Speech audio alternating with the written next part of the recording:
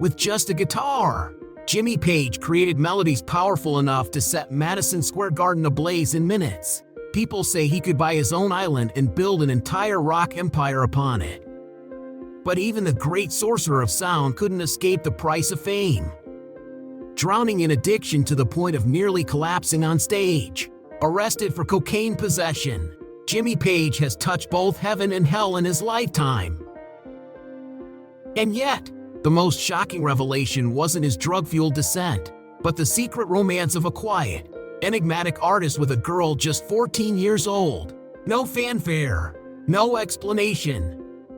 Even so, despite the earth-shattering scandals, Led Zeppelin became the band that defined an entire era. And Jimmy Page? He didn't just survive. He was celebrated by the media as an immortal icon, an artist who transcended all boundaries between genius and controversy, between the blinding spotlight and the shadows of his personal life. From his childhood passion in Heston to the grandeur of Deanery Garden today, this is the untold story of rock's most enigmatic legend. January 9, 1944, in the quiet suburbs of Heston, West London, the first cries of a newborn boy echoed through the air, marking the birth of a future legend. The Page family welcomed their son, naming him James Patrick Page, a name that, years later, the world would come to know simply as Jimmy Page. Life in the Page household reflected the realities of a Britain struggling to recover from the war. At that time, many families faced hardship and scarcity. Food was still rationed, and jobs were difficult to come by. Jimmy's father, James Patrick Page Sr., worked as a personnel manager at a local plastics factory. A stable job, but one that came with the pressure of keeping the family afloat in uncertain times. His mother, Patricia, worked as a secretary for a nearby doctor, carefully saving every penny. Though they weren't wealthy, their small home was warm, filled with simple yet hearty meals, like the ever-familiar mashed potatoes. In the evenings, the family would gather around an old radio, listening to jazz and blues records, unaware that these very sounds would plant the seeds of a lifelong passion in young Jimmy's heart. At age 12, one fateful day, Jimmy was wandering around the house when he stumbled upon an old Spanish guitar, left forgotten in a corner of the living room. The moment he picked it up, he felt an inexplicable pull, something he had never experienced before. While other kids his age spent their days kicking footballs on the field or running through the streets, Jimmy chose a different path, the path of music. But his newfound passion wasn't entirely welcomed by his parents. They worried that his obsession with the guitar would interfere with his studies and the stable future they envisioned for him. Jimmy quickly became engrossed in learning to play, figuring out chords by ear and experimenting with the strings, driven by sheer passion. The few guitar lessons his parents allowed him to take weren't nearly enough to quench his thirst for music. So, he spent every spare moment after school practicing in his bedroom, his guitar becoming his closest companion. His childhood, though seemingly peaceful, was not without small challenges. His parents often urged him to focus on more important subjects. One day, after playing with friends during break time, his teacher confiscated his guitar. But rather than discouraging him, this only strengthened his resolve. At the end of the school day, Jimmy patiently waited outside the teacher's office to reclaim his instrument, returning home with a triumphant smile and playing late into the night. Around this time, he regularly listened to Scotty Moore, Elvis Presley's legendary guitarist, and the deep, soulful blues of B.B. King on the family radio. These mesmerizing sounds ignited a dream within him, a dream of standing on a grand stage, performing under dazzling lights for thousands of fans. It was a vision unlike any other child's in their quiet neighborhood. At age 13, an unexpected opportunity arose. Jimmy made his first television appearance on BBC, performing with his skiffle band. That day, audiences across Britain saw a skinny, unassuming boy with a quiet but intense passion in his eyes. When the host asked about his dreams, he hesitated briefly before replying that he wanted to be a biologist and discover a cure for cancer. But deep down, he already knew. The voice that called to him the loudest was music. His humble yet challenging childhood in Heston was the beginning of an extraordinary journey. The young boy who once found an old guitar in the corner of his home had no idea that his relentless passion would one day lead him to the world's greatest stages, cementing his place as one of the most iconic figures in 20th century music history. Jimmy Page discovered his passion for music in a simple childhood, but what took him from a boy with a guitar dream to a global music legend? At 15 years old, Jimmy made a bold decision. He dropped out of Epsom County Secondary School without any qualifications, leaving his family deeply concerned. But inside him burned an unquenchable fire for music. With a guitar slung over his shoulder, he threw himself into the heart of London, a city of chaos, noise, and endless opportunities. London in the 60s was a wild labyrinth, car horns blaring, drunken singing spilling from pubs onto the streets. With nothing but his old guitar, Jimmy squeezed into cramped recording sessions, playing for singers no one would remember, earning just enough for a stale sandwich and cold coffee. One impatient producer once snapped at him, "What the hell are you playing? Don't ruin the track." But Jimmy didn't back down. He adjusted every note, transforming simple songs into masterpieces. There were nights he curled up in the freezing corners of a studio, exhausted but obsessed with perfecting his guitar technique. Gradually, his guitar echoed through iconic tracks, Heart Full of Soul by the Yardbirds, Beck's Bolero by Jeff Beck, and even recordings from the Rolling Stones and The Who. From a nameless session player, Jimmy's talent started leaving an undeniable mark in the music industry. When he joined the Yardbirds in 1966, he walked into a storm. The band was falling apart, and audiences were demanding something new. But Jimmy saw it as a chance to experiment and push boundaries. He played ferociously, creating thunderous riffs in shapes of things, as if summoning a storm, and dreamlike folk melodies in white summer, evoking visions of England's serene countryside. One night in Birmingham, Jimmy walked onto the stage with a double-neck guitar. As the first notes rang out, the crowd held their breath in awe, while his bandmates whispered, "That guy is something else." It was these fearless experiments that shaped his craft, refining his signature style and preparing him for the biggest leap of his career. 1968, the Yardbirds collapsed like a house of cards. Many advised Jimmy to take a break, but he refused to slow down. In a dingy pub, he heard Robert Plant's raw, fiery voice, a beacon of light in the darkness. Without hesitation, he called John Paul Jones, then tracked down John Bonham after witnessing his thunderous drumming at a small gig. Together, they practiced relentlessly in a cramped London basement, the air thick with heat and sweat, music shaking the walls. Sometimes, Robert and Jimmy clashed over performance ideas, but Jimmy would simply smirk and say, "We're going to make history." In 1969, their debut album exploded onto the scene with Good Times, Bad Times, a thunderous declaration that a new rock legend had arrived. On stage, Jimmy was a true sorcerer of sound. He used a violin bow on his electric guitar, summoning eerie, otherworldly echoes that hypnotized audiences. He experimented with unorthodox tunings, infused Indian sarangi influences into Kashmir, pushing the boundaries of rock. And then came Stairway to Heaven, born on a cold, rainy night in Bronnerore, Wales, as Jimmy and Robert carefully crafted each note, as if painting the very soul of rock music itself. In just months, Led Zeppelin dominated America, from tiny New York venues to massive Los Angeles arenas, selling out every show in seconds. Their debut album skyrocketed up the Billboard charts, and the boy who once played guitar in a clandestine bedroom now stood before a sea of fans chanting his name.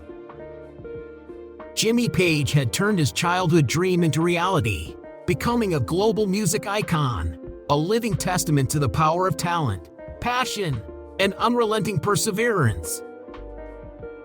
Every note from million-dollar tours not only propelled Mick Jagger to the pinnacle of fame but also built lavish palaces, where every brick tells a story, and every door opens to a world only a rocker like Mick dares to dream of. From a damp rental room to magnificent estates, his journey is etched into every rooftop, every car, and every wild detail he added to assert his untamed style. Thames Boathouse, 1967 to 1973. Imagine a dreamy floating house drifting along the Thames, where Mick Jagger turned his rock and roll dream into reality in the late 60s. It's said that he spent £1 million to acquire it, an outrageous sum at the time. But now, with its extravagant renovations, its value likely touches $10 million. More than just a residence, the Thames Boathouse was a floating stage, its deck paved with Brazilian rosewood, mother-of-pearl inlays shimmering under the sunset, where Mick strummed his electric guitar to the rhythm of lapping waves. Inside, a recording studio lined with white crocodile leather, gold-plated speakers projecting unreleased melodies, and a 360-degree rotating bar stocked with 50-year-old whiskey. In the evenings, Mick would open the giant stained glass windows, letting his voice drift into the water, an image both romantic and wildly eccentric, just like him. Tower House, 1972. In the heart of London, Tower House stands tall like a Gothic castle, purchased by Mick for £2 million in 1972. Though now, with its hidden secrets, collectors whisper it could be worth $20 million. This is more than a home. It is Mick's living museum. The highlight? A secret basement chamber, black Icelandic stone walls housing a gold-plated guitar collection, each worth hundreds of thousands of dollars, played by Mick at legendary Rolling Stones concerts. Nearby, ancient Egyptian statues glow under Swarovski crystal chandeliers, alongside a massive aquarium housing small sharks, a bizarre fascination Mick calls his source of inspiration. The grand living room boasts a 7-meter ceiling, painted blood red, with a half-ton crystal chandelier, where Mick hosted all-night parties with Tuscany wine flowing like a river. Boleskine House, 1970s. The most mysterious jewel in Mick's real estate empire is Boleskine House in Scotland, purchased for £500,000 in the 1970s. A steal! Yet now, with the legend surrounding it, its value in occult circles reaches $15 million. Once belonging to Aleister Crowley, the place is steeped in the eerie atmosphere Mick relishes. He transformed it into a rock and mysticism palace, a ritual chamber with black granite flooring, a golden sun emblem carved into it, where he once lit candles and played harmonica at midnight. His collection of arcane artifacts, from 300-year-old samurai swords to human leather-bound spell books, rests in bulletproof glass cases. The garden behind the house is a labyrinth of black roses, with a fountain spewing artificial mist, creating an almost dreamlike experience.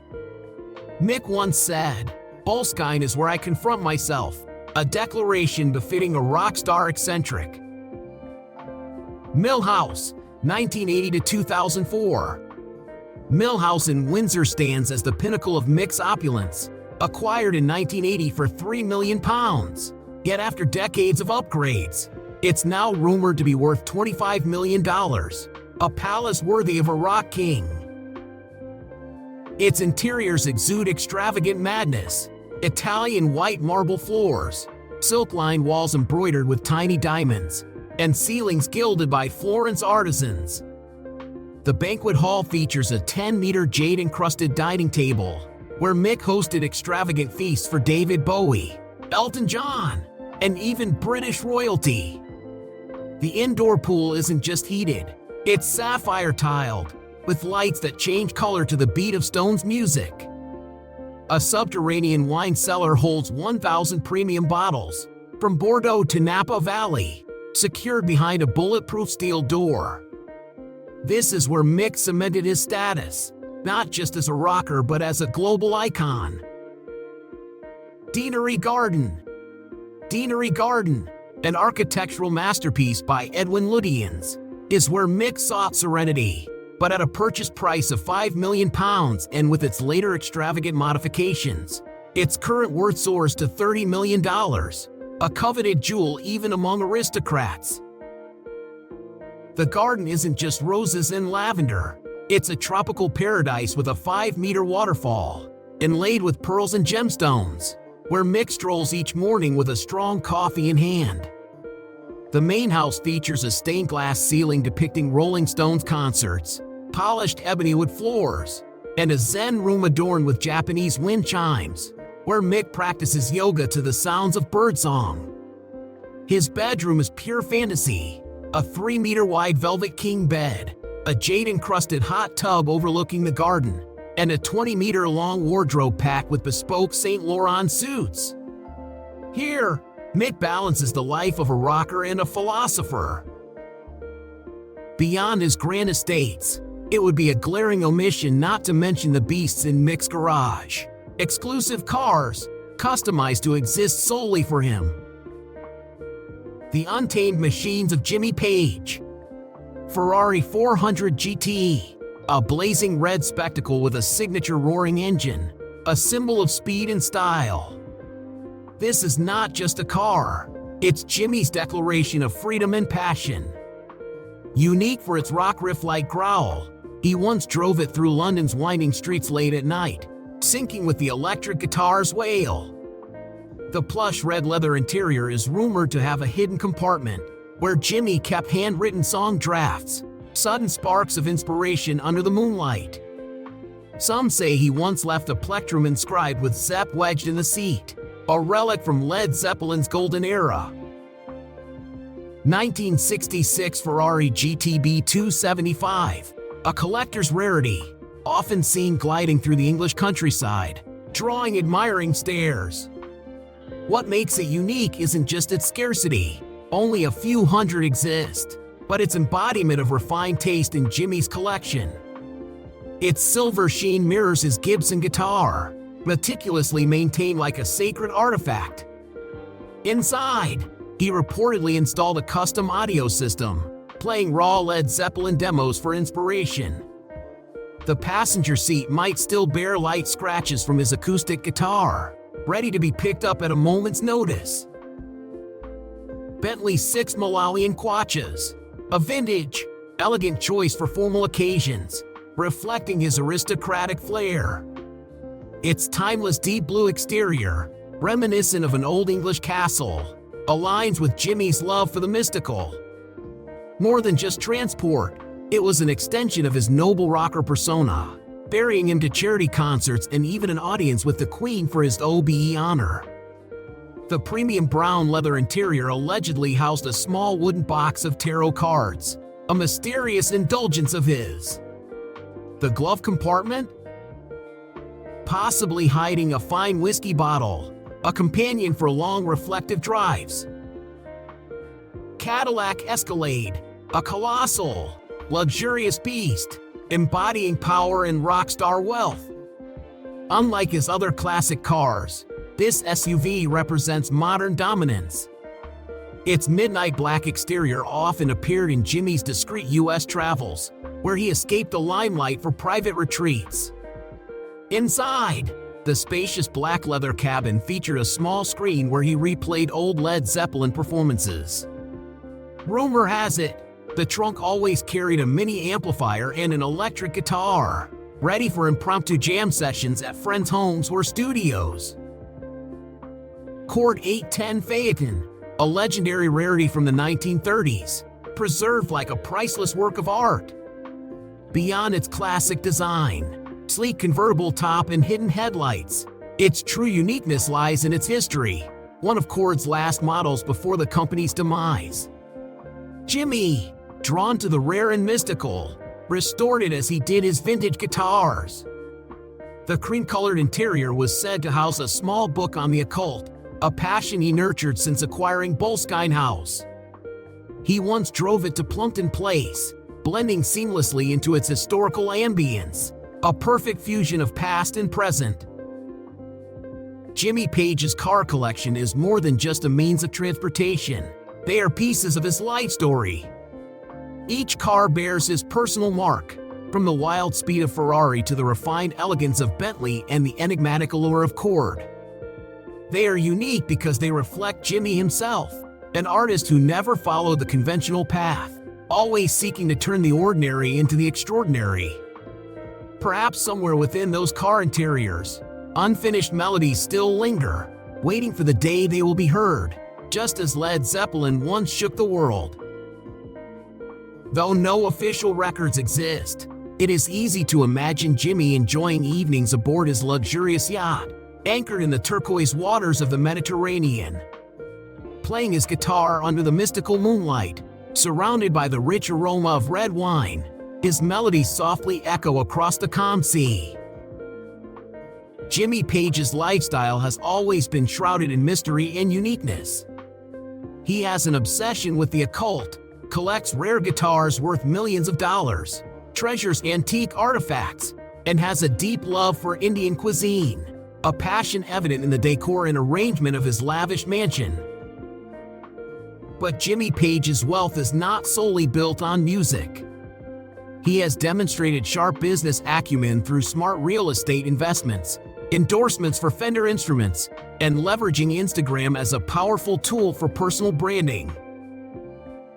From the peak of rock stardom to a life of modern aristocracy, Jimmy Page has crafted a story of his own, where success and passion intertwine in perfect harmony. Behind the dazzling spotlight and the luxurious life of a rock legend, Jimmy Page also endured dark days filled with controversy. From the mid-1970s to the early 1980s, he was caught in the dark spiral of heroin addiction. At the peak of Led Zeppelin's success in the mid-70s, heroin crept into Jimmy's life. During the Physical Graffiti tour in 1975, he nearly collapsed on stage at Madison Square Garden, forcing Robert Plant to sing louder to cover his trembling. Photos of his frail, emaciated frame once worried and pained fans. He weighed only 50 kilograms, his long hair matted with sweat and lifeless. The fiery eyes that once burned on stage were now replaced by a vacant stare, making many wonder whether Jimmy could ever escape that darkness. During this tour, heroin didn't just drain Jimmy, it also fueled tensions within Led Zeppelin. Robert Plant once snapped, "You have to get yourself together. We're at our peak." The breaking point came in 1980 when John Bonham passed away. Many believe that drugs, including Jimmy's habit, contributed to the band's downfall. Fans in Chicago in 1977 reportedly wept upon seeing him stumble onto the stage, reduced to skin and bones. It wasn't just heroin. Jimmy was also arrested twice for cocaine possession, in 1982 and 1984, severely tarnishing his image. In 1982, in Los Angeles, police caught him with cocaine in his Cadillac Escalade, a scandal that made the front page of Variety, disrupting his new music project. In 1984, while leaving a studio in London, officers found cocaine in his coat. He was heavily fined, and the British press dubbed it rock's darkest day. Fans worldwide were stunned, fearing that their idol was heading towards self-destruction. Outside the courthouse, fans gathered, some holding banners that read, "Jimmy, come back!" A mix of anger and desperate hope. At that moment, Jimmy was truly on the edge, and people could see the fragility hidden beneath the glamorous shell of the genius musician. Another major scandal in Jimmy Page's life was his controversial relationship with Lori Maddox, who was only 14 to 15 years old when their affair began. In 1972, Lori Maddox was seen at the Sunset Strip Hotel with Jimmy. When the press found out, female fans were outraged, calling him a traitor to the ideals of rock. Some concerts saw small protests, though Jimmy remained silent. He once told friends, "I won't justify it, but it was a different time." A rare admission. This incident not only damaged Jimmy's reputation but also forced the rock community to reflect on the reckless lifestyle of its stars at the time. However, beyond mistakes and scandals, Jimmy Page made relentless efforts to redeem himself through meaningful humanitarian actions. Since 1998, he has been actively involved in action for Brazil's Children Trust, a charity helping Brazil's street children. In 1998, Jimmy traveled to Brazil, meeting homeless children in Rio de Janeiro. He sat among the street kids, playing Whole Lotta Love on an old acoustic guitar. Tears rolled down his face as he saw their smiles. He donated over $50,000 to help build a school in Sao Paulo for 200 children, a place where they could learn to read and dream of a better future. He confided to a friend, "I once lost my way. Now, I want to help them find theirs." Jimmy also frequently performed at charity concerts, using his fame and musical talent to raise funds for social causes. At Live Aid in 2005, he played Kashmir before an audience of 1 million, raising $2 million for tsunami victims. In 2012, at the Kennedy Center Honors, Stairway to Heaven resonated, helping 500 underprivileged children in the U.S. receive scholarships. He bowed before the audience, as if thanking them for their forgiveness. Every note was not just music but an apology and hope he sent to the world. Jimmy Page was not perfect, but who among us is? Heroin almost destroyed Led Zeppelin, cocaine dimmed his glory, Lori Maddox turned fans against him. But he did not stay down forever. Charity became his way of washing away the stains, turning pain into hope. Jimmy Page discovered his passion for music from a simple childhood, but what led him to become a rock legend? At 15, Jimmy decided to leave Epsom County Secondary School without any qualifications, just a guitar and a burning dream. London in the 1960s was the heart of a great musical revolution, where bands like the Beatles and the Rolling Stones were rewriting rock and roll history. Jimmy immersed himself in that vibrant scene, searching for opportunities amid the dazzling yet ruthless lights. In the early days, life was anything but easy for Jimmy. He struggled to make ends meet, playing guitar for unknown singers in tiny recording studios, barely earning enough for stale bread and coffee. Once, a furious producer yelled in his face, "You're ruining everything. You'll never get a second chance." But Jimmy refused to give up. He swallowed the criticism, practiced tirelessly every night, and turned simple melodies into impressive recordings. Gradually, his guitar work appeared on songs like Heart Full of Soul by the Yardbirds and Beck's Bolero by Jeff Beck, marking his first steps into the rock music world. In 1966, Jimmy joined the Yardbirds at a time when the band was in the midst of intense internal conflicts.